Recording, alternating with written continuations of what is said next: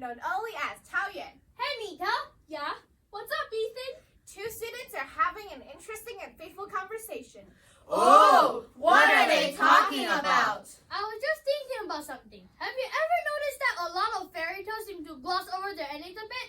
And they all lived happily ever after. Yeah, that. Sound familiar? Is anything ever really that simple?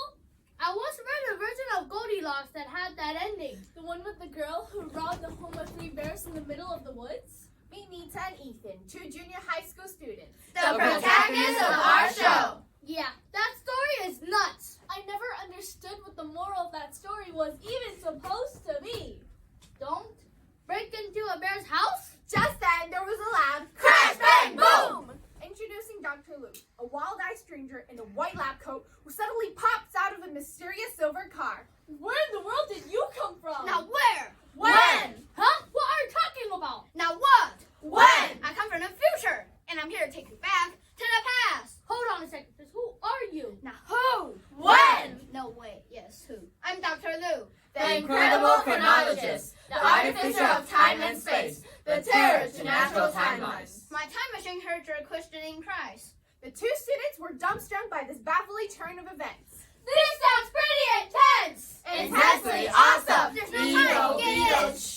And with that, the three of them disappeared into the time-traveling car Science is awesome! and reappeared in a strange courtroom from a bygone age.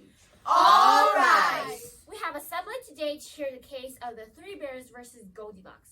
Prosecuting attorney, resume your case. Thank you, Honor. Mr. Papa Bear, would you please summarize your statement? Of course, my family and I went out for an afternoon walk.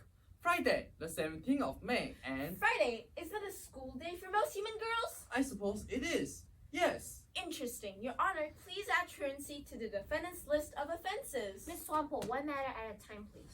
This is about Goldilocks and the Three Bears. No way, weren't we just talking about that? That's no accident. Anyway, when we arrived back home, we were horrified to find the front door wide open. Imagine the horror! Horror indeed. Walking into the house, I discovered that our food had already been eaten. She ate your food? Well, my soup had clearly been tasted. A portion of it was missing. Same with the soup I made for my beautiful wife.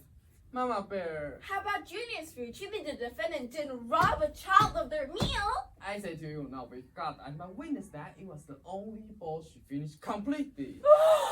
Appalling. It was just right, though. Objection. Order in this court, Miss Goldilocks. And what happened next? Yes, what happened next? We found her sleeping in our child's bed, and the blankets and pillows in all the other beds were filthy and discarded onto the floor. Unbelievable! Preposterous! Horrendous! So this golden-haired vagabond broke into your home, ate your food and slept in your beds while you were gone? And what happened next? Well, I had to defend my home. Due to the Second Amendment, Your Honor, I, of course, have a right to bear arms. Was any harm done to her? No, I didn't lay upon her. I just chased her out. I rest my case, Your Honor. Very well, let's wrap this up. Miss Goldilocks, first, you broke into this family's home. It was too easy. Oh my gosh. He's beyond help. Then you availed yourself of their food and furniture. Too salty, too sweet, too soft, too hard. Just right. Just right!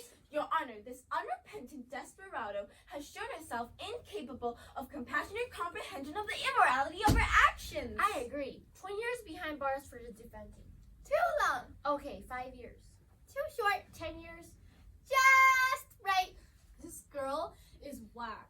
Meanwhile, that poor baby bear is probably traumatized for life. You're right. Happily ever afters really aren't that simple. Very well. 3, 2, 1. Time machine activate. Beetle, beetle!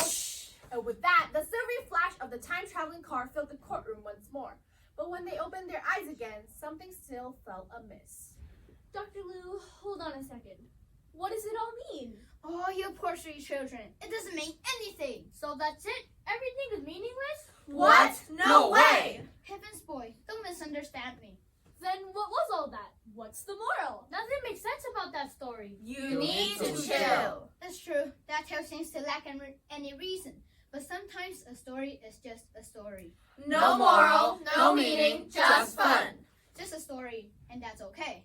And with that, Dr. Lu bid a warm farewell to the bewildered students, hopped into his chrome-colored time-traveling car, And disappeared from their lives as though he'd never been there. Well, this has been a weird afternoon. You can say that again. Anyway, I think I learned the intended lesson here. Right, sometimes there is no intended lesson. Sometimes stories don't make sense. But that doesn't make them bad or wrong. Sometimes a story is just A story! And that's fine by us. Thank you for watching our production.